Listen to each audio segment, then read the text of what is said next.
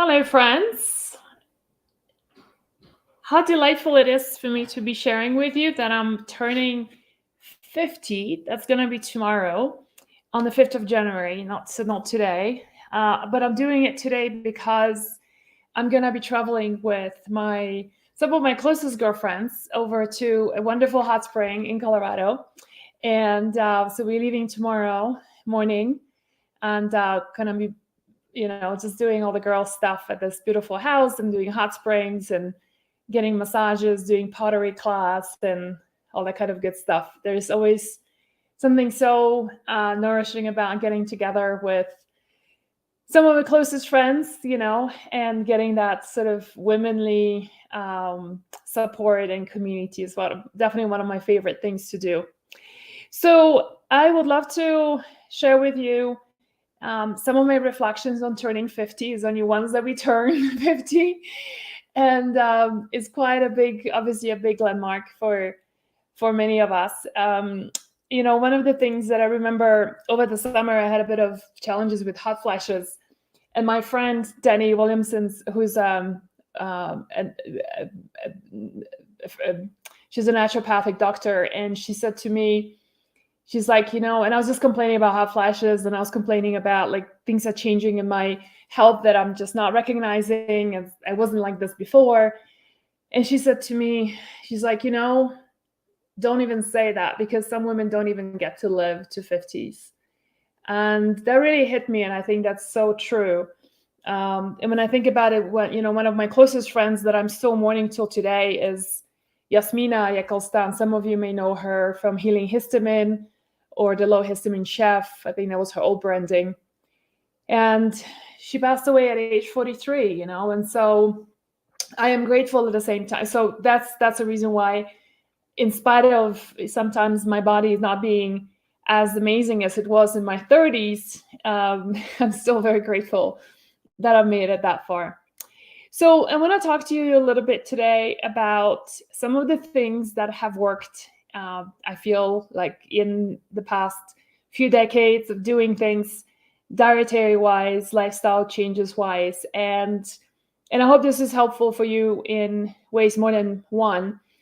I actually wrote a blog post about it. So if you go to hormonesbalance.com, hormones with an S, hormonesbalance.com is the top article in the blog roll. And it's called Turning 50, What Helped Me Thrive and What I'm Still Bad At. So I want to be super honest and transparent with you guys that, I am far from perfect. I screw up on a regular basis, and I start over. And so, I would love to share with you what has worked for me, I feel. And hopefully that's something that maybe acts as a form of inspiration for you as well. So what you can do.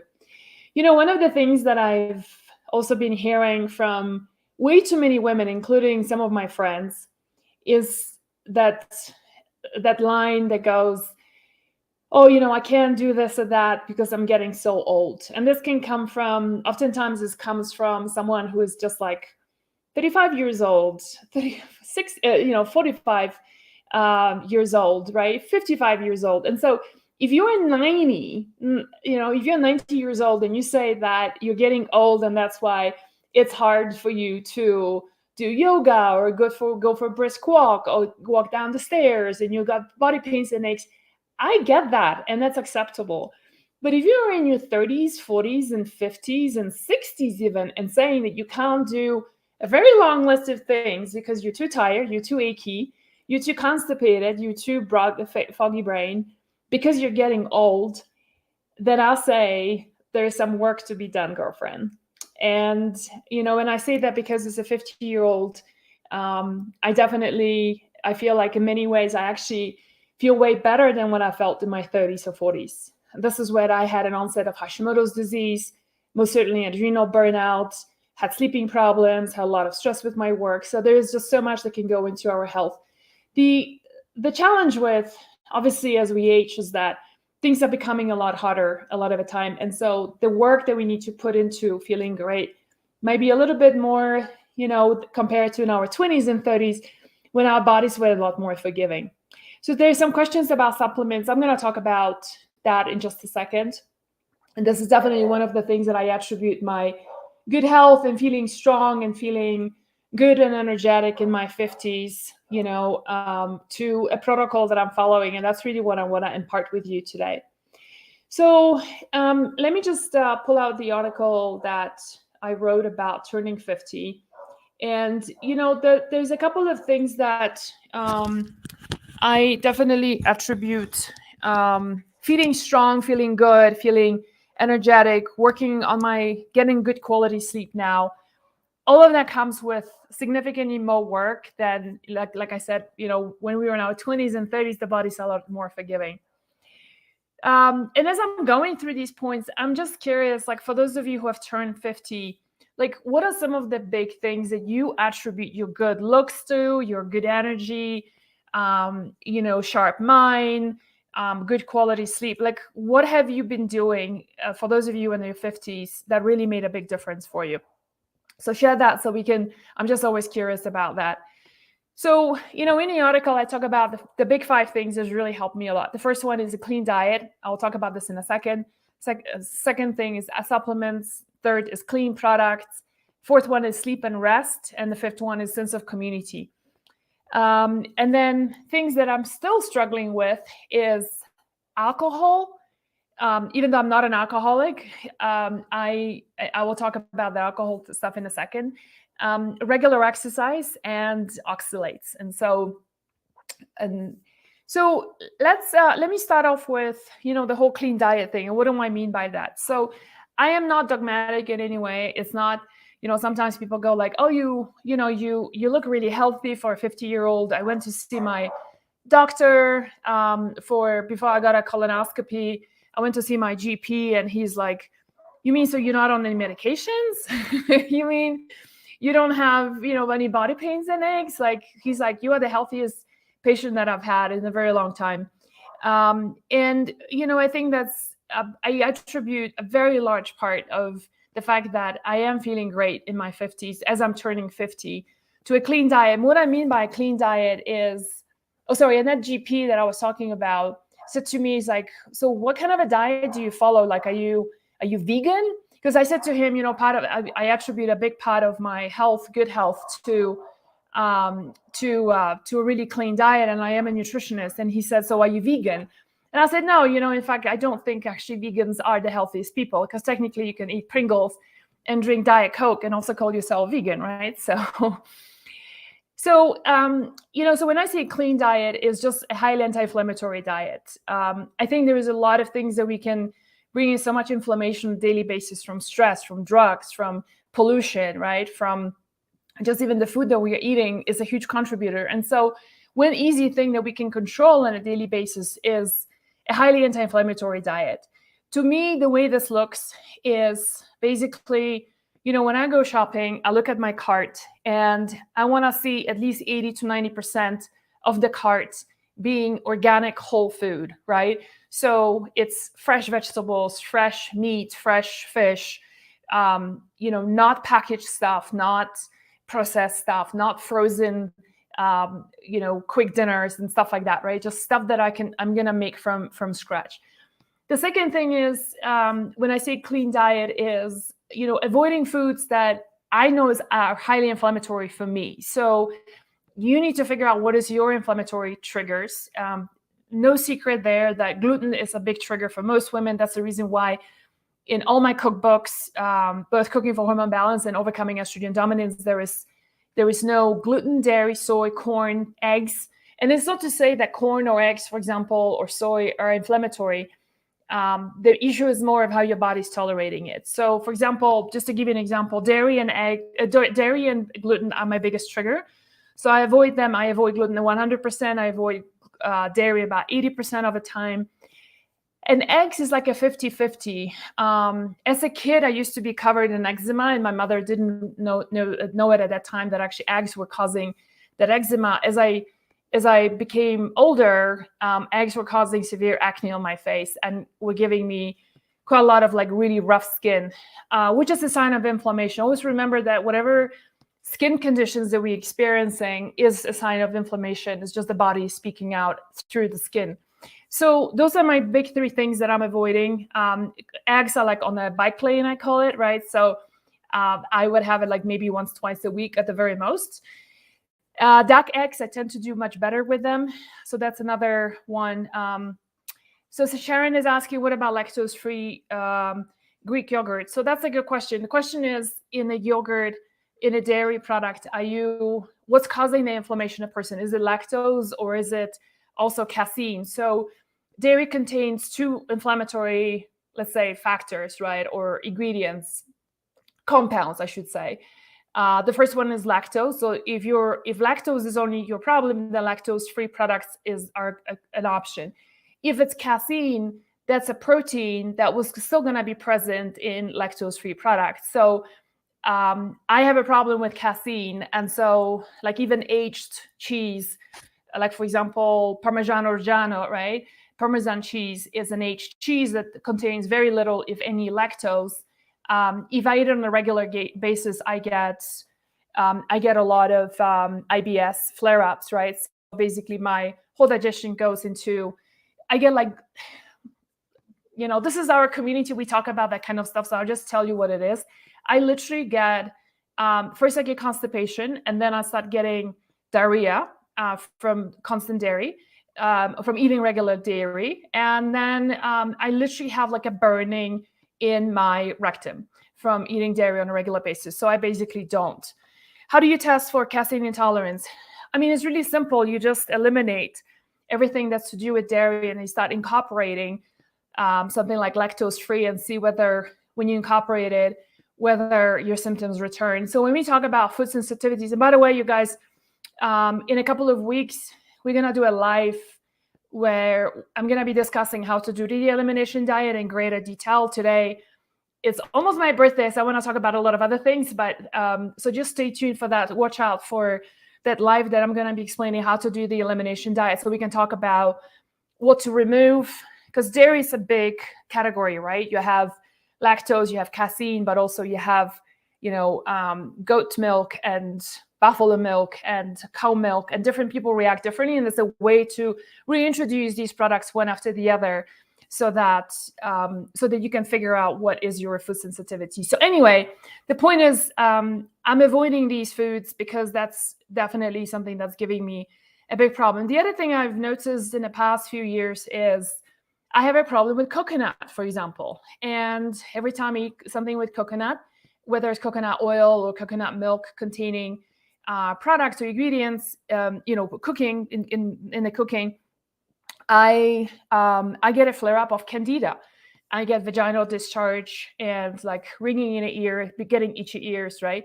So then I know that way is basically, there's a big connection to a food sensitivity, and then my body goes into an inflammatory response. So this is really the whole food diet, highly anti-inflammatory. But also, on the other hand, I don't want to just talk about like things that I don't want to eat. It's also about what do I eat, right? And I really focus on high nutritional foods. And so I don't eat lettuce or zucchinis because they are nutritionally very poor.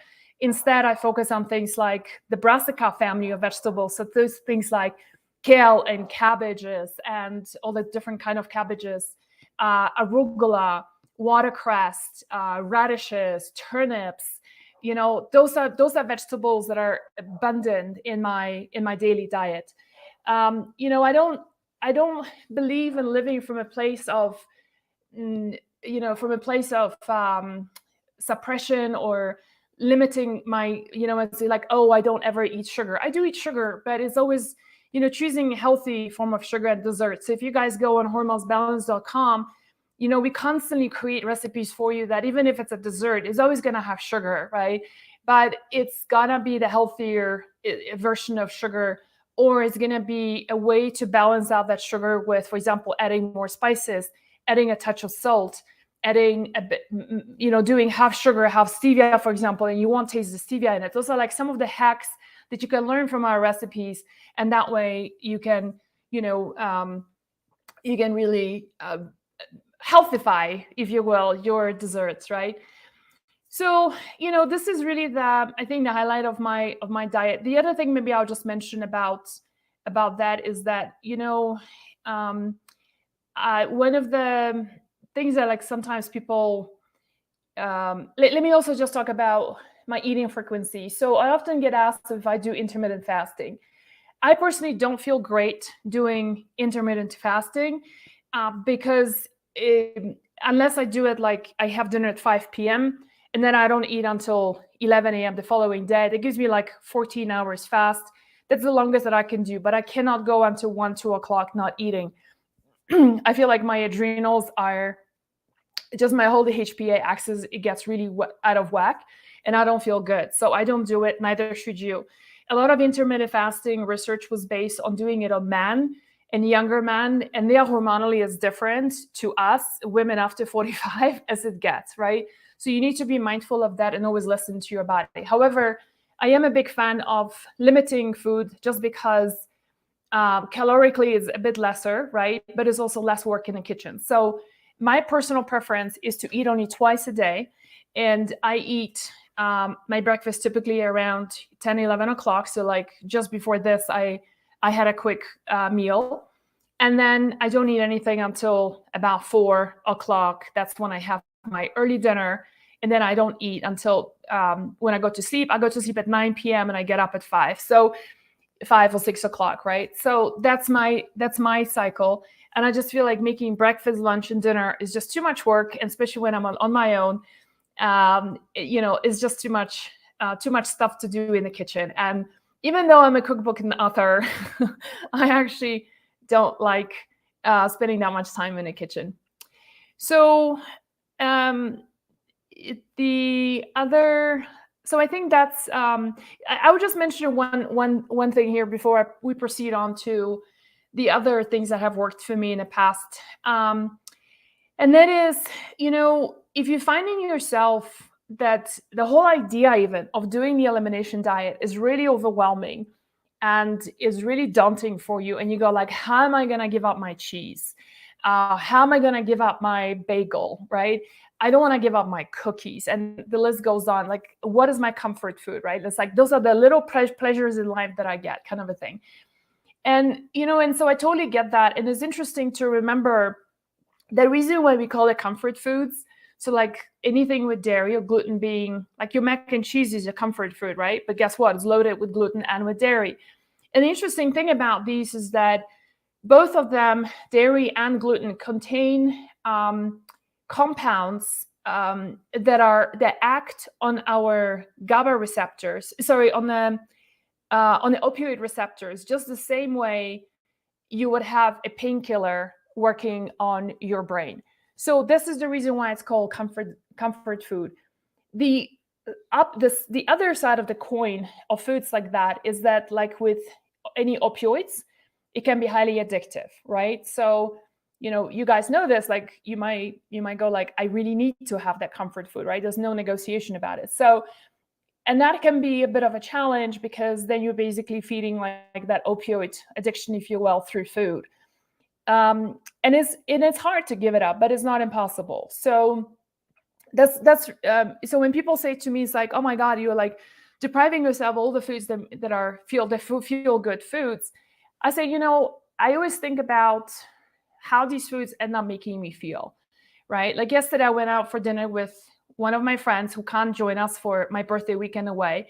So she invited me for dinner last night and we went out, and and there was all these amazing desserts. Like this place is known for amazing desserts, right? And I'm looking at these desserts and I'm like, oh my God, it's like this chocolate cake and then this and then that. And it's like all these really fancy, they had this French chef and he does amazing desserts in that restaurant. And then I thought to myself, it's for the 5 minutes of pleasure that I'm going to be suffering for the next 2 days from whatever you name the symptoms, because I'm sensitive to the various, the gluten and the dairy in there and the eggs in there, the amount of sugar they put in there, right? And it's just a simple conversation of just saying, do I really want to feel like shit for the next 2 days just for 5 minutes of pleasure? And once I say that to myself and I'm thinking like, gosh, no, hell no, I don't. And, and I just close the menu and I'm like, I'm just going to have a chamomile mint tea, And so that was that. So Anyway, I hope you guys join us for the Elimination Diet live that we're going to be doing in a couple of weeks, because I feel like that's going to be really pivotal. You can be doing all the supplements in the world, and maybe it's maybe bad for my business to say that, because we, obviously the business runs on supplements, but I will tell you right now, if you're just buying supplements from us and you're not making diet changes, you're wasting your money. And it's not going to help you in a sustainable long-term way, like 100%.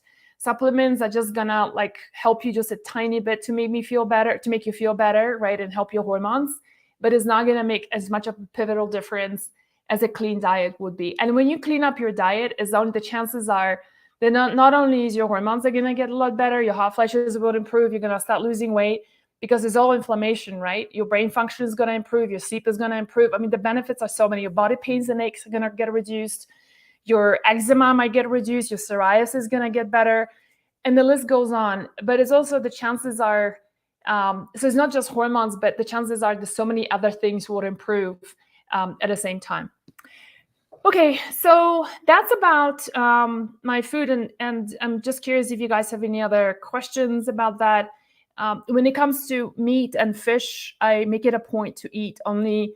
I don't do farm fish at all. And that's part of the reason why I don't eat fish when I'm outside and having a meal, because salmon outside is always going to be, like 99% of the time, is going to be farm raised. And that is a very poor quality fish. I think nobody should be eating that. And I'm going to be talking about minerals in a second, Sharon. Supplements are coming next. And the other thing is, and then when it's meat, I try to go and support places that do only grass-fed, grass-finished kind of meat, and that's only what I eat. All right, so let's talk about supplements. And so I definitely, let me just say this: when I first started this work, I thought to myself, gosh, this whole supplement business is just one big hoax, and it's just like this big invented industry to make us believe that you can't replenish everything through diet. And I was a really true believer that we can accomplish that. And boy, was I wrong. It was pretty much, when I got to the United States, I started making changes, and I realized pretty quickly that the diet alone just isn't enough. And when I was in herbal school, we had these charts. There was one of the books, like I think it was called Minerals for Healing, by Paul Bergner, and it's an amazing book. And one of the things that he has in the book are charts of how the mineral depletion of foods, whether it's potatoes or tomatoes or apples, right, and how much it has dropped over the years. They were looking at from like before the war, before 1945, all the way till now. And it's horrendous. And so that kind of explains why, when we take a multivitamin, we feel so much better, right? And so, and also, I also think that, there is an element of our genetic predispositions that needs to be addressed. The supplements can really help. Like, for example, I'm a very poor estrogen detoxifier. This is the reason why I have always been having challenges with estrogen dominance, right? So I'm your classical girl who's always been struggling with terrible PMS, lumpy breasts, having thyroid nodules, having a lot of headaches, having terrible periods, right? And so on and so forth. All the typical stuff that happens with estrogen dominance. And so in the cases like myself, where now I understand when I had my genes done, it was like, okay, I'm a very slow estrogen metabolizer, and I need that kind of support through supplementation. So let me talk about some of the foundational supplements that I take every day without a fail. I'm in my kitchen right now. If you, in one of my drawers, has just got all the supplements in there. And so the first thing that I always take every day without a fail, even when I'm traveling, and that's always going to be magnesium glycinate. Magnesium glycinate is going to help to sleep. It's going to help with sleep. It's going to help with bowel movement. It helps with liver detoxification, helps to relax. If you have body pains and aches, magnesium can be super helpful there as well. So it's got so many different applications. It's just quite amazing how amazing women feel when they start taking magnesium. One little there's many symptoms of deficiency of magnesium, but one of the big ones is if you're craving chocolate, that could be a sign that you are actually having, that's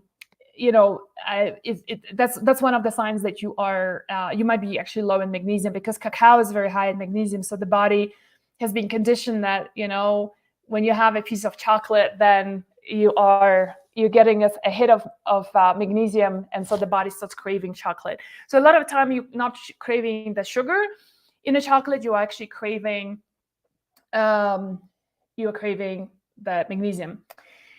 The second one that I take on a regular basis is vitamin D3 with K2, and that's one of the products that we also have in our store.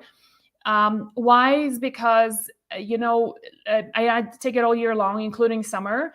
I tried doing a summer without D3, and unfortunately that did not work. I came back actually deficient in vitamin D, and turns out that if you had your genes tested, you will see that there is a variant called vitamin D receptor, so VDR gene. I'm so sorry. I'm gonna just call my dogs in because it bugs the heck out of me. I think there is a bunch of deer outside, and they're just having a whale of a time, but it's annoying me. So just give me 1 second. I'll be right back. Okay, come here. Come inside. Come here. Come. Get out. Come. Enough of barking.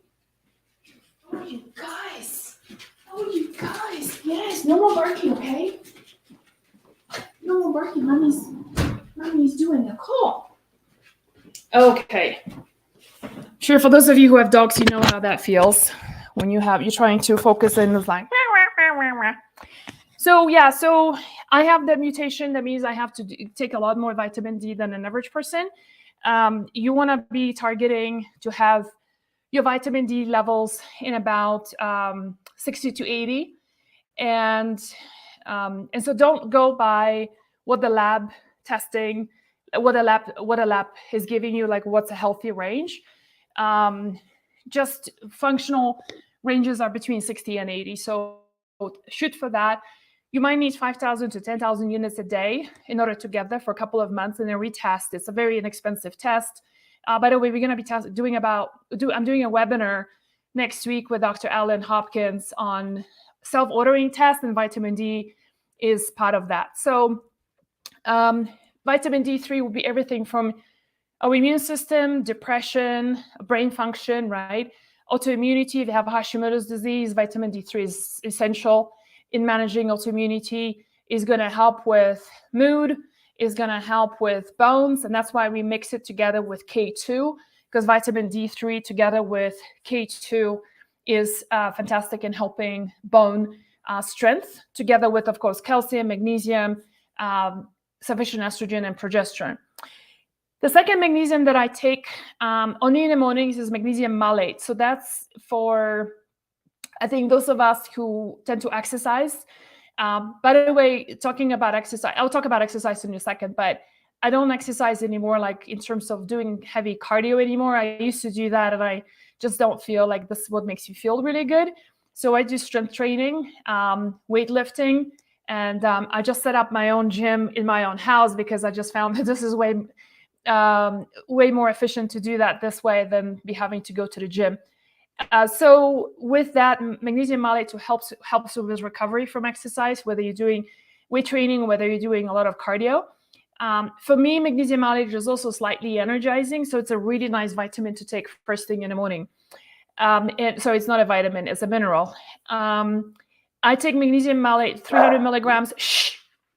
300 milligrams in the morning, and then magnesium glycinate, I do another 360, I think, milligrams at night. And so that kind of magnesium at night helps me to calm down, but it also is going to help with bowel movement the following day. If I don't take magnesium, I tend to be on the constipated side. And then, B complex is another one that, unless you're eating liver on a daily basis, there's the chance you might be depleted in B vitamin. The complex means that we have 9 different types of vitamin Bs in that formula, and that's what I recommend for you. Make sure that when you're taking B vitamin, it is in a methylated form. So at least your B2, B6, and B12 are in the methylated form, and you will see that it should be disclosed on the labels. And then the other, checkpoint for you is like a giveaway on the quality of your B vitamin is making sure that your B vitamin is in a folate form and not folic acid. Okay, so that's really, really important. A lot of inexpensive B vitamins using folic acid, and that's a big no-no because it's a synthetic form of folate that does not get absorbed properly and can, in fact, it does more damage than good. Lastly, I also take zinc, and so let me just say why I take B complex. Gives me energy. I mean, B vitamins, we have a whole big checklist on our website. If you go to hormonesbalance.com and just look for B vitamin, or look at our page in wellena.com. If you look for B complex, we've got a nice formula there. The B complex, you will see there's anything from mental functions to supporting the liver. The liver is really, really hungry for B vitamins to evacuate toxins. It helps with energy. It helps with sleep. It helps with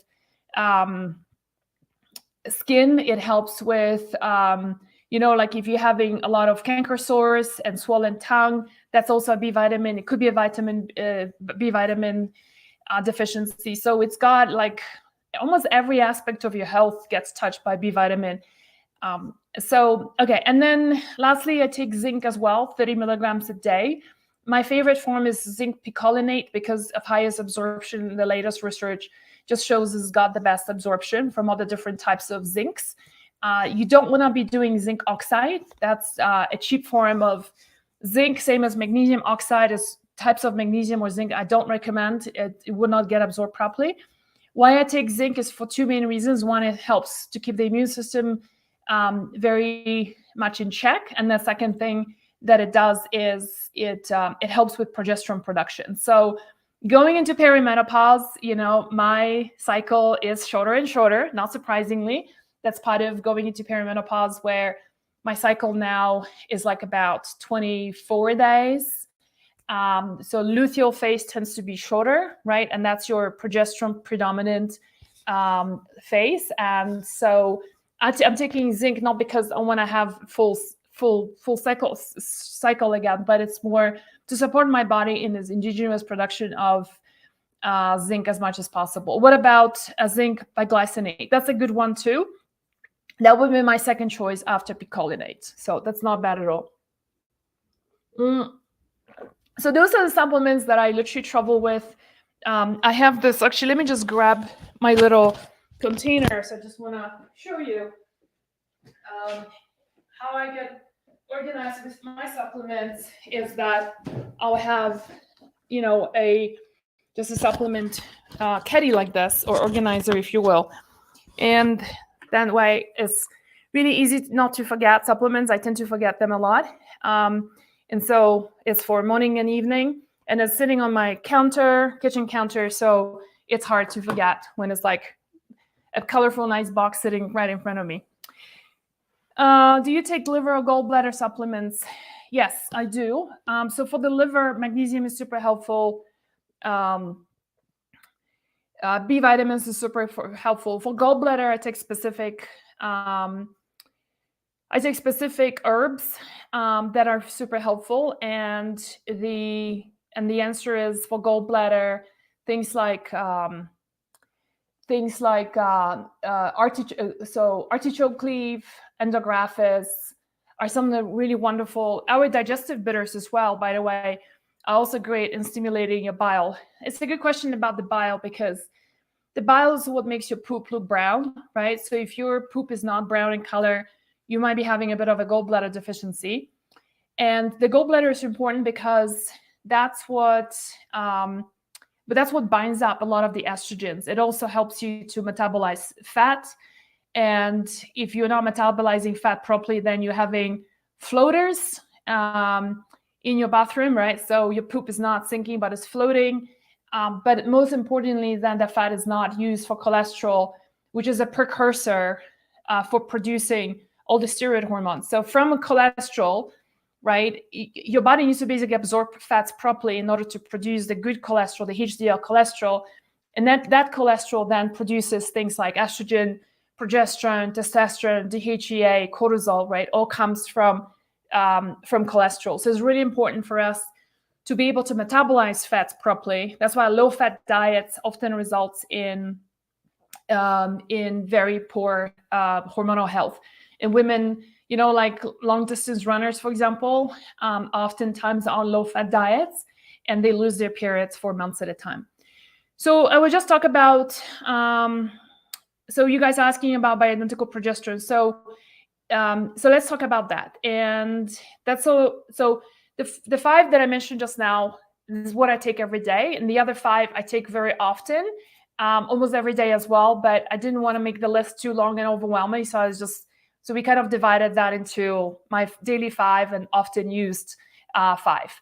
So one more time, the daily ones that I use, the magnesium glycinate, D3 with K2, magnesium malate, B-complex, and zinc. And we sell all of them in our store, by the way. So I use our own supplements because I want to, I want to consume and use the highest quality supplements. And obviously we make very high quality supplements because if I won't take it, then I won't be asking you to take it.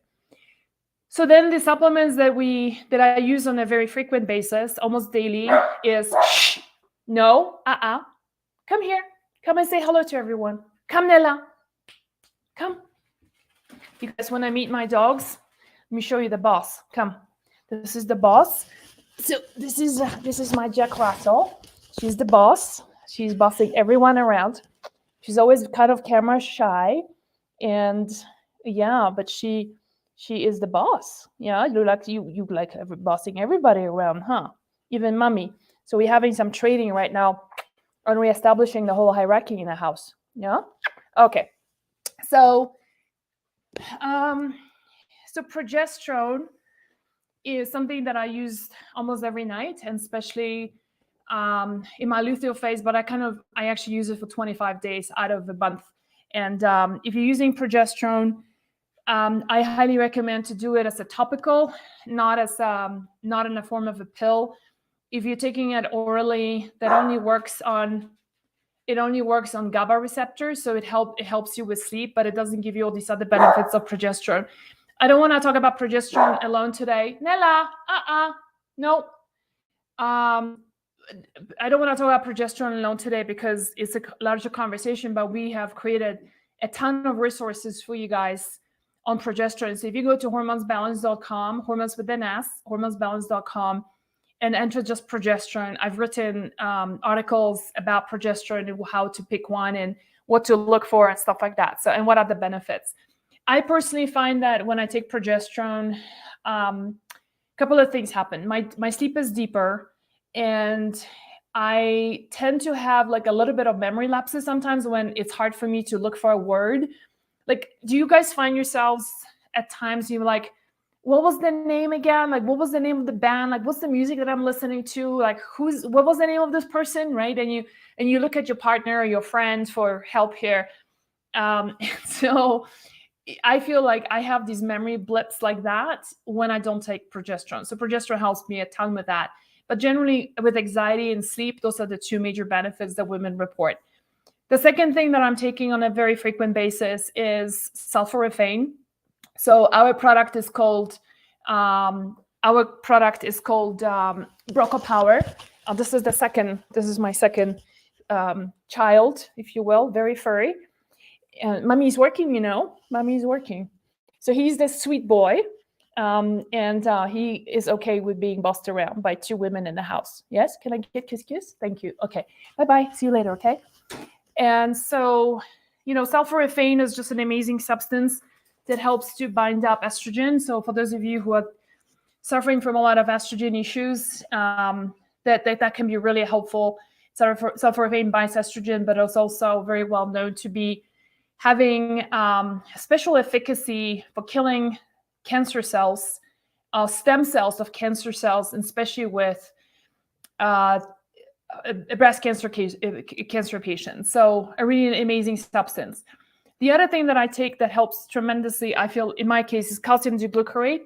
Again, for those of you struggling with estrogen dominance, I highly recommend to try it and see what kind of a difference it makes for you. And that can be calcium D-glucarate specifically works in a pathway called the glucuronation pathway.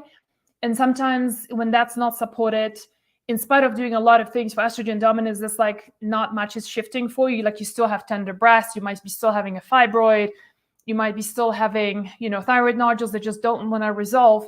I recommend for you to try calcium D-glucarate. I think my glucuronation pathway is compromised. That's the reason why when I take calcium D-glucarate, I feel way better and my symptoms of estrogen dominance are almost non-existent. The other two I take is vitamin C, and I'm leaning a little bit more towards vitamin C that's food derived. So we've just launched the vitamin C that's derived from amla, which is Indian gooseberry, and you can find that online. You can find it in our store as well. Vitamin C will be, a lot of people know that for immune support, but it's also, I find it is amazing for helping you with collagen production. So like having a really nice plump skin. And by the way, people have asked me before, do I Botox? And the answer is no, I don't Botox. Even if I wanted to Botox, I would probably be too scared to do it. Plus it's a neurotoxin, so I probably would never inject that in my own body. But anyway, so vitamin C actually helps you to produce your own collagen. So that's kind of awesome, both when you apply it topically and when you take it internally. So you can do collagen, but it's also, I kind of like doing things where I'm supporting my own body producing its own things. So besides doing collagen, which I sometimes add to my drink, I take vitamin C on a pretty regular basis. Lastly, is digestive bitters. So I'm sure you've seen our digestive bitters before. Those ones you squirt in the mouth, and we have one before dinner and after dinner, and they're just really great at stimulating your digestion. Somebody talked about here about bile, right? Liver support. They support your digestion. We have herbs in there to help with the immune system, digestive system, liver health, bile support. So they're just really very versatile, and they taste really, really good. And they are not disgusting like a lot of digestive bitters out there. So those are my favorite supplements that I find is most helpful for me. And so, and Jen is gonna share the link about, do I take DIM? Good question. I don't. And the reason why I don't take DIM is because DIM doesn't make me feel any better. In fact, DIM, if you are following us for a while, I always talk about DIM supporting the phase 1 liver detoxification. And I feel like I don't feel good, like I don't need DIM, is the second phase of the liver detoxification that I need support with, which is where sulforaphane comes in, where calcium D-glucarate comes in, vitamin Bs and magnesium come in. Okay, so you guys can read the other stuff, because I'm just realizing this is going on for quite a while, and I want to start wrapping up. The other thing I really attribute my good health to is using really clean products, and I think the whole inflammation thing that we talked about, reducing inflammation through diet, through supplementation, right, through really good practices, is really about reducing what's called inflammaging, right? So inflammation can contribute in a big way to aging, and as much as I would like to think that I look good as a 50-year-old woman. I think I attribute a big part of that to just lowering the inflammation as much as I can in my life, so that I reduce inflammaging, right? Inflammaging. Clean products. So I have a whole section about that, what I do, and just to keep it simple, it applies to my skincare products, the cleaning products that we use in the house, the housekeeper, what I use there. That's the reason why we launched our own skincare products, so that it's super nice and clean. In fact, our skincare is so clean, then, I always joke about it, that you can eat it, and that's one way of knowing that a skincare is clean, is when you can eat it. And so that reduces the inflammation, but it's also the things that I cook with, the things that I wash my clothes with. And the good news is that, if you're just starting at ground zero right now and you're not there yet, all of this might sound really intimidating. But if you just create a plan that over the next year, you're going to start fixing your diet. Okay, then next you move on to supplements, then you move on to cleaning up your skincare, products, or your next Christmas, ask your husband to get you, clean pans, and not green pans, not the non-stick, non-toxic pans, because they actually are very toxic. So I talk about it in the blog post about what I personally use that really reduces the inflammation and toxicity on your daily life. So sleep and rest is another one that I feel like it's a non-negotiable. My Oura Ring is charging right now, but I often talk about my Oura Ring that I use for monitoring my sleep. And, I've written an extensive article called Fixing Your Sleep After 45 from my own experiences of how for over 8 months, I was looking at like, how does alcohol, how does the time that I'm eating, what I'm eating at night, stress levels, what I'm watching at night, blue lights from my phone, right, from my iPad, all of this, how does it impact my sleep? And I've shared those findings on the article Fixing Sleep After 45. You can find that article, or Jen, maybe if we can post that as well on for those of you watching on Facebook and YouTube. Yeah, and then let's see what else. And then lastly, sense of community. I think there's I get a lot of like a really positive energy from my girlfriends who are smart and spirited and gifted and worldly and accomplished in every sense of that word, whether is accomplished and just with their own, coming from a place of abundance. And it doesn't have to be financial abundance. It's from coming from like you spend the time with someone who doesn't operate from a place of limitation and scarcity, but from a place of abundance in every meaning of the word. And so that's the kind of people I surround myself with. And I can't tell you how much I'm looking forward to this weekend, because it's going to be a lot of that collective energy. This also goes to say that, it's on the other hand, if it's people who drain me, that I feel tired around their energy, I'm very protective over my time, because I feel like that contributes towards stressors, and I don't want to have that kind of energy in my life. So I'm very particular about that, including saying no more often to, for example, I don't go to weddings of people that I don't care about, or, I'll send them a gift card, but I'm not going to spend the time and the energy in spending time in the presence of someone I don't really appreciate. One of the things I mentioned in the article is something really fascinating about, the Okinawan women. So Okinawa is an island in Japan. You might have heard that some of the longest living people live there. And when they did a whole research on blue zones, they were like, there's all these fights that started happening between the researchers of like, this diet is the best. No, that diet is the best. No, he's a vegetarian. No, you're going to eat seaweed. And the truth is that the diet thing is all over the place, right? Overall, I think we can all agree there's certain components of the diet that are similar, such as whole foods, etc. But the one part that I think they overlooked big time is that every one of these 7 zones around the world where there's the highest number of octogenarians is the fact that there is a strong sense of community. And one of my favorites is that in Okinawa, when a girl turns 18, she makes a pact with 3 other women. So there's 4 of them come together and they say, we are here for each other for life. And this is like, we're going to have each other's backs for life. And I think it's just such a beautiful thing. It's like, regardless who you marry, right? Like whether the marriage works out, it doesn't work out. Like you have the sense that you have the support of these 3 women always in your life. And I just feel like this is so beautiful. So let me also talk about, the 3 things that I still struggle with, because I'm no perfect. And, when I screw up on a regular basis, and I always think to myself, tomorrow is a new day and I can start over.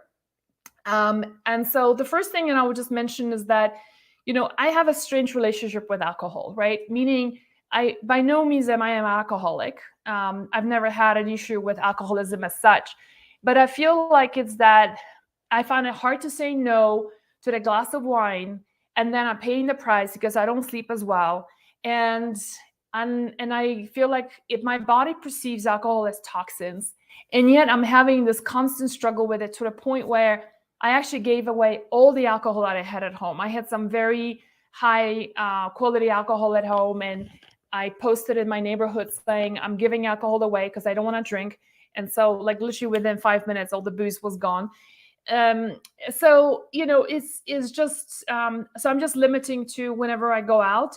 But if I had a bottle of alcohol at home, I would drink it. And it doesn't serve me well. So that's the same thing that I personally still have a struggle with. And I'm hoping that in the coming months or years, I'll figure out a better way to manage that, meaning I can have a bottle of wine that doesn't get opened and drunk too quickly. So the other thing I want to talk about is exercise. It's something that I know it's important. I'm a former semi-professional athlete. I used to have my own athletic team. I used to do a lot of semi-professional competitions and duathons, so not semi-marathons and half marathons, et cetera. And then when my hips gave way, I had a double hip replacement 5 years ago. But the hips problem started about 7 years ago, like very seriously. I just never seemed to be able to get back to like a really great exercise routine. And so, like some people just find it really delightful to be like, they can't wait to go and work out. I don't like that. And so I constantly have to be motivated to exercise.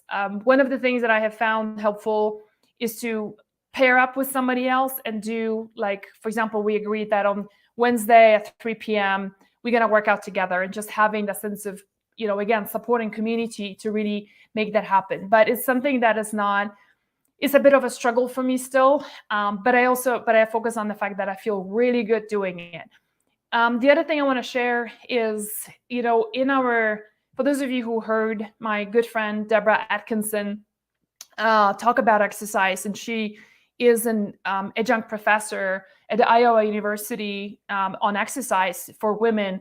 She always talks about cardio for women after 45 does not serve us well, right? So it's really important that we focus on strength training as you turn 45. And I actually find myself that, do you guys feel that kind of thing? Like when you do cardio, you're actually more tired after doing cardio. I certainly feel that. Like at first it's rejuvenating, and after that I feel like I'm going through like a bit of a slump. And so on the contrary, when it comes to doing weight training, that's when I feel not only strong, but I feel energized by that in a sustained longer way, rather than be like having that cardio high and then the low. Last thing I want to share about, I shared that a couple of weeks ago, I think, that I've been struggling with oxalates. I took an antibiotic, unfortunately, in August, because I have something called cellulitis, which is a staph infection on the leg. And I tried really hard not to take an antibiotic, but it was just too late. I started the herbal treatment too late in the game, and unfortunately developed so badly that if it had gone to my lymphatic system, I would probably be having to be hospitalized and put on IV antibiotics. So I ended up surrendering to an antibiotic. Unfortunately, that antibiotic has really disrupted my already very delicate microbiome, and I've developed a severe sensitivity to foods that contain oxalates, and those will be, some really healthy foods such as nuts and seeds and charts and beets and pomegranates and most grains and all seeds and nuts. Can you just imagine that, right? And white potatoes and chocolate and spinach. And I don't care about spinach because I don't eat spinach anyway. But anyway, so, I suddenly, I'm navigating through that of like what to do. And in my case, it manifests in the form of just extreme fatigue, very sharp, debilitating pain in my legs, a lot of brain fog, very poor sleep, mood swings. And I've put on a lot of weight suddenly over the summer, which I couldn't understand why. And ever since I went on the low oxalate diet, is actually really helped me tremendously to manage all of that. So anyway, I am feeling like it's a little bit of a mini health, I don't want to call it crisis, but it's more of a health, like a dip, a hole that I'm in, because I'm very limited in what I can eat right now. And since I don't believe in deprivation, I want to, live from a place of abundance rather than be like, last night we went out for dinner, like I said, with my friend, and, I'm like, oh, I can't have this and I can't have that. And she wanted to make a chocolate cake for me for my birthday. And I'm like, I can't eat the chocolate, man. It just makes me really sick right now. So those are things that I have to also recognize the fact that my microbiome is very sensitive. I was not a breastfed baby, and in the first month of my life, I was already put on antibiotics because I developed pneumonia. So a pretty rough start, and that's why my microbiome is so delicate and sensitive. to everything. My sister, on the contrary, who was a breastfed baby, who wasn't put on antibiotics early in life, does not have digestive issues like the way I do. So it's kind of really interesting, how those early developments can really shape us for life. But I'm trying to make the best out of it, nevertheless. So, Jen, let's do just a couple of minutes of questions.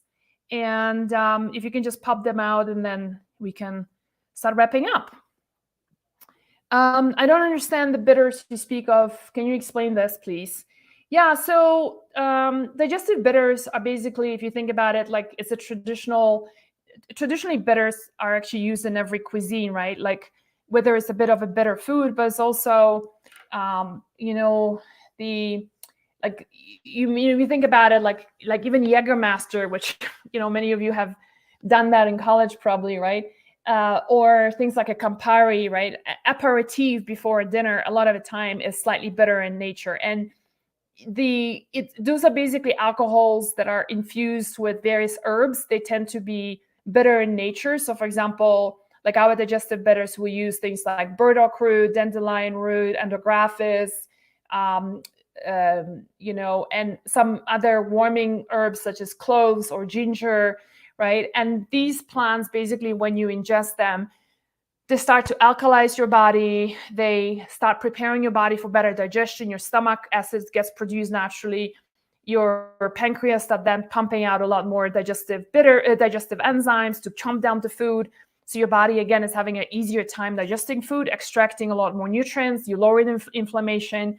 Digestive bitters also act on the bile, so it helps you release the bile from the gallbladder, which I explain helps with digestion of fats, but also with binding up dirty estrogens, right?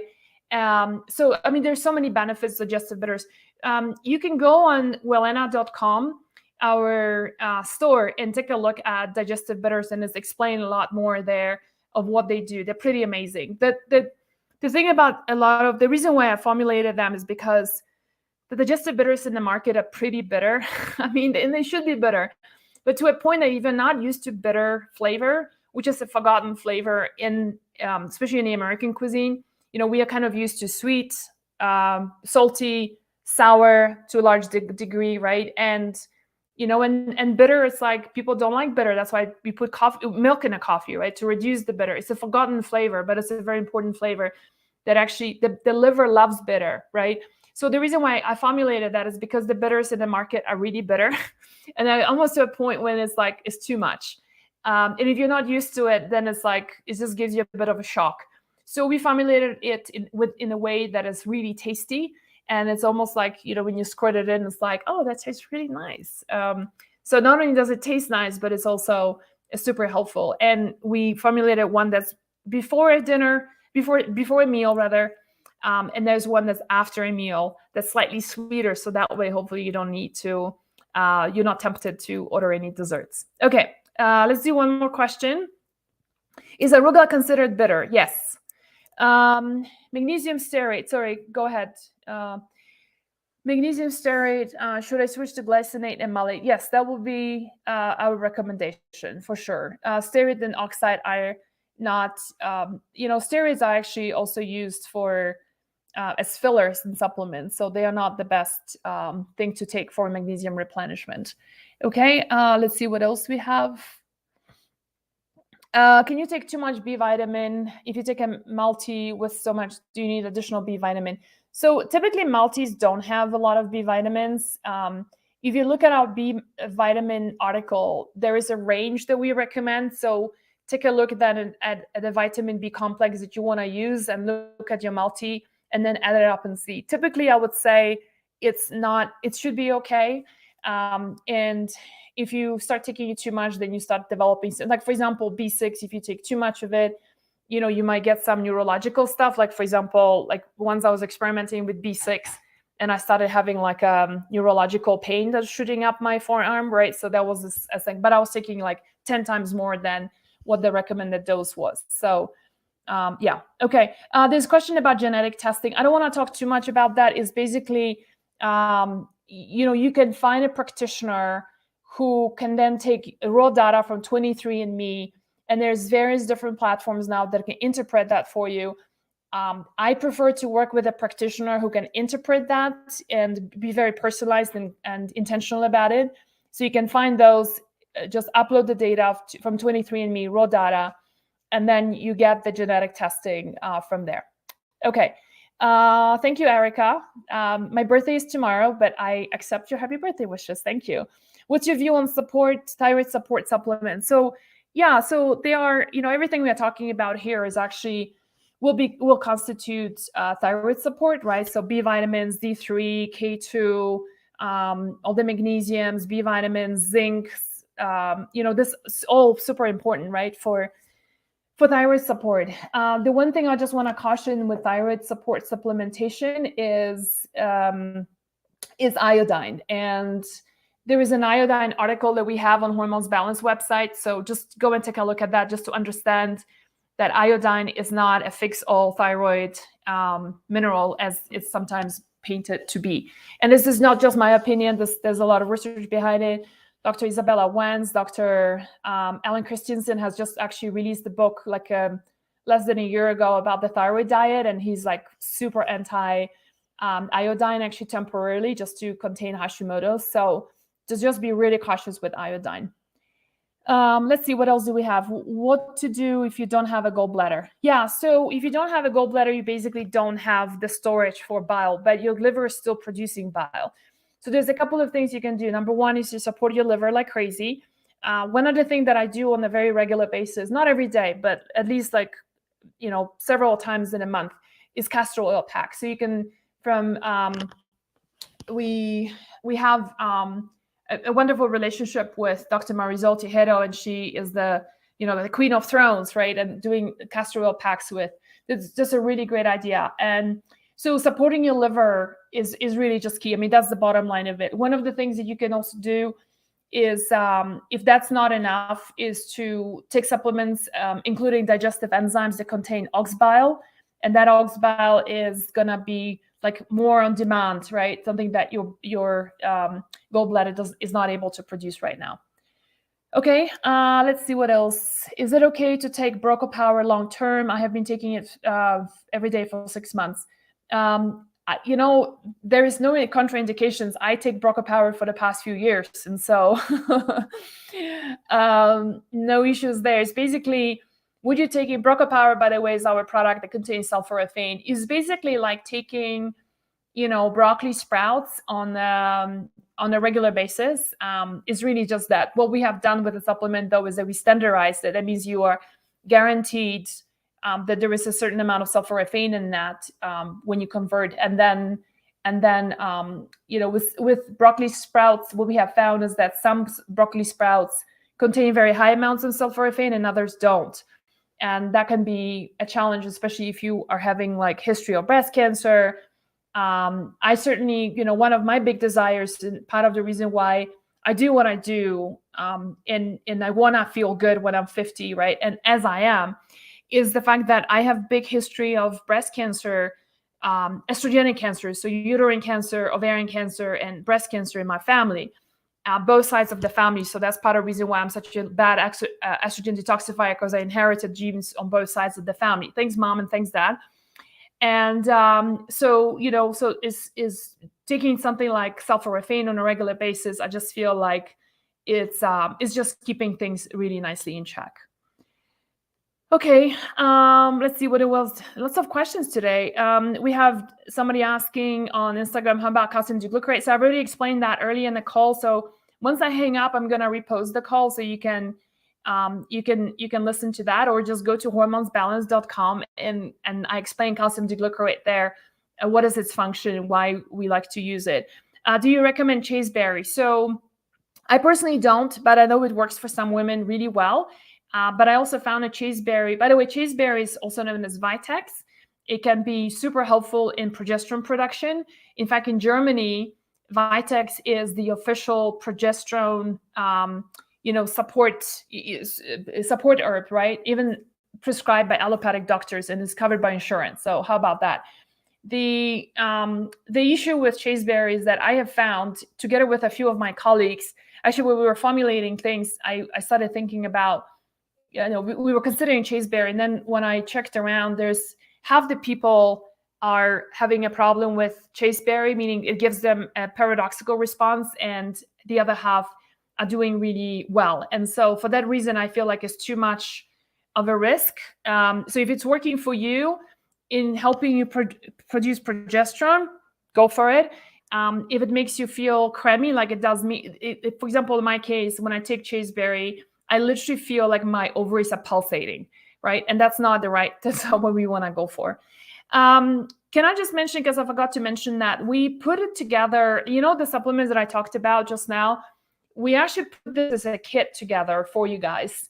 It's called the Thriving 50s kit, and you can find it on wellena.com. And we want to offer you a discount of $50. So it's like my birthday is on the 5th of January. So we're just playing around with the number 5, right? 5th of January, I'm turning 50, and we've got 5 top supplements that I take. And I want to offer you a $50 discount on the Thriving 50s kit.